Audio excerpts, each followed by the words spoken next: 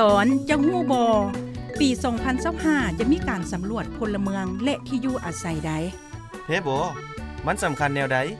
สำคัญแท้สำคัญว่าเพราะการสำรวจพลเมืองและที่อยู่อาศัยแม่นการเก็บกำข้อมูลทางด้านคุณลักษณะของพลเมือง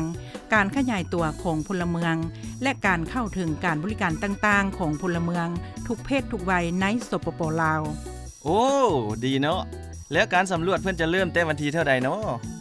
เพิ่นสิเฮ็ดการสำรวจวันที่3พฤศจิกายน28ธันวาคม2025นี้เด้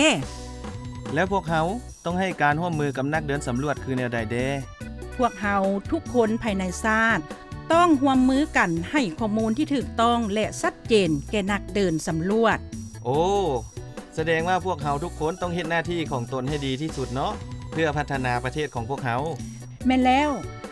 ฉะนั้นวันที่3พฤศจิกายนวันที่28ธันวาอย่าลืมให้การร่วมมือในการสำรวจพลเมืองและที่อยู่อาศัยทั่วประเทศครั้งที่5ปี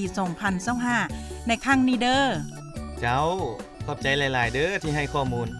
ด้วยความยินดีหลายแล้วเจ้าก็อย่าลืมบอกคนอื่นๆต่อเด้อได้เลย